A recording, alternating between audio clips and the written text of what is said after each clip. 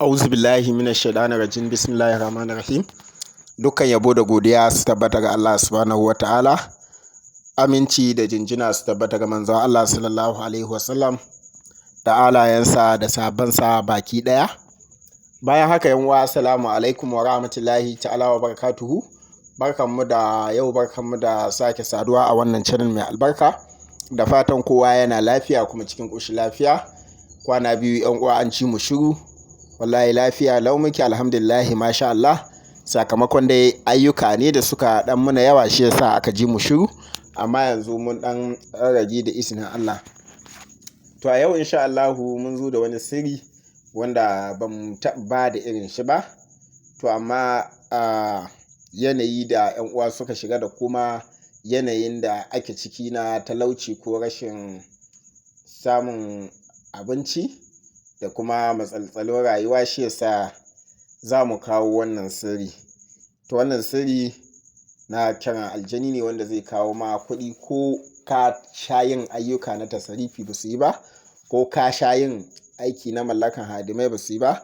To idan ka yi wannan za ka ga ya yi da izinin Allah. To amma kafin mu shiga cikin bayanin wannan sirri, idan yau ne farkon zuwanka wannan channel mai albarka, ka danna mana wannan alama na subscribing, sannan ka danna mana like a wannan bidiyo domin ya yaɗu a duniyar YouTube, kowa ya gani. Sannan ka yi mana sharing zuwa ga 'yan uwa domin su ma su amfana. Saboda haka 'yan uwa, wannan shine gudunmawar da muke nema daga gurin 'yan uwa insha Allah. To wannan kamar yadda kuke gani, mun dan sa bayanin shi da turanci a baya. To gashi sakamakon wasu sun muna tambaya, mun ɗauka mun ba su kuma sun yi. Wasu sun yi buƙatar su ta biya, wasu kuma sun yi ba su dace ba. To dama dai an san ba komi ne za a yi a dace ba. Sannan kuma dukkanin wanda ya san yana da buƙata na mallakan hadimi ko wata buƙata, to ya san da sanin cewa bai ga ta zama ba. To haka zai dauri ya ci gaba da gwadawa har Allah Ubangiji ya sa ya samu nasara. To in dai an yi hankuri kuma an bi hanyoyin da suka dace, to za a samu nasara. Kamar mutum ne da yake kasuwanci, wata rana ya fita kasuwa bai ciniki ba, ko ya je neman aiki bai samu ba, to kaga bai da halin ya ce ba zai ƙara komawa wajen aiki ba, ko ba zai ƙara zuwa kasuwa ba. To haka nan zai ta hankuri ya ci gaba da yi har Allah Ubangiji ya kawo mai sa'a da nasara.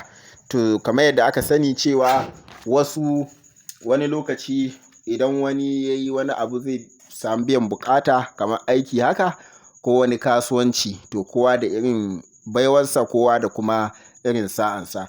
To amma dai wannan sirri shi ba irin wanda muka sani ba ne muke amfani da shi.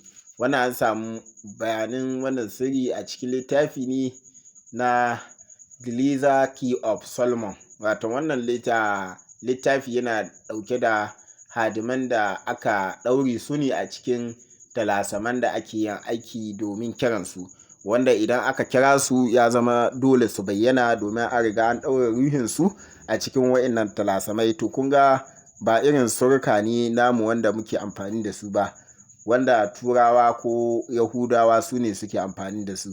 To kun ga ya sha bamban da mu yadda surkan mu suke da kuma yadda ake amfani da shi. To saboda haka wannan baya buƙatan ka sayi wani turare ko ka sayi wani kauci. Abin da ake buƙata shine jinin jemage, da shine ake zana wannan talasami da kuke gani. Insha Allah ta'ala, yadda ake yin aiki a wannan the 7 Pentacle of Mars, wannan shine na 7 kenan. To suna da yawa, to amma dai mun kawo wangani yan uwa su yi amfani da shi, su jarraba su gani yadda aikin shi yake insha Allah.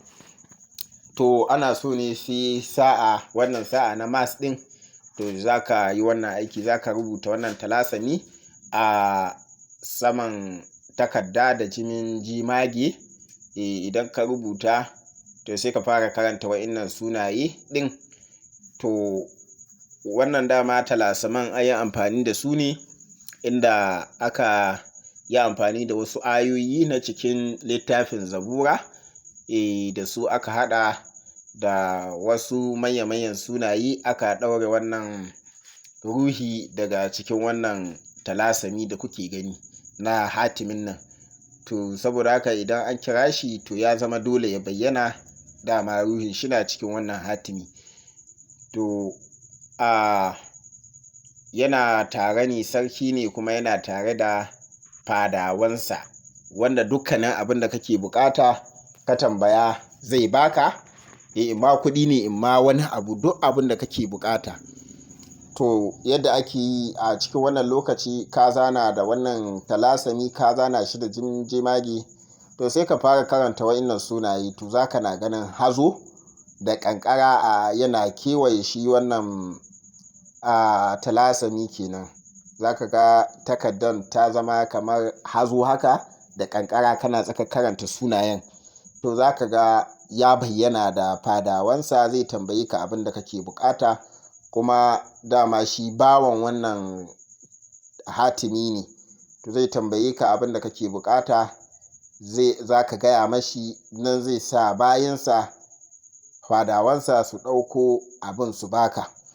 To wannan aiki ga mai bukatan shi sai dai ya nemi mu domin mu bashi sauran ƙarin bayani, domin za a biya abin sadaka. Wannan sirri ba za mu bayyana shi yadda ayyukansu yake ba a media, domin abu ne wanda ba kowa ne za a iya ba ire-iren wannan sirrika ba.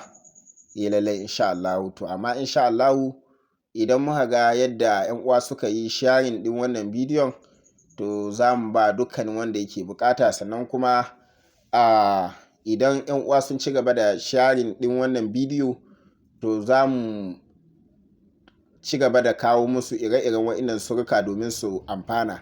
Domin a cikin littafin akwai ire-iren wannan sirrika wa'inda sun fi ƙarfin 100.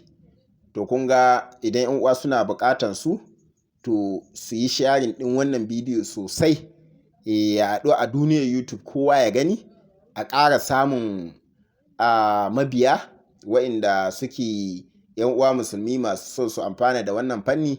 To insha Allah su kuma 'yan uwa su kwantar da hankalinsu, za mu na kawo musu lokaci zuwa lokaci, insha Allah ta'ala. To saboda haka a nan za mu dakata, nan muka zo ƙarshen wannan sirri. Kada a manta da danna subscribing, kada a manta da danna lakin, sharing zuwa ga 'yan uwa domin su masu amfana.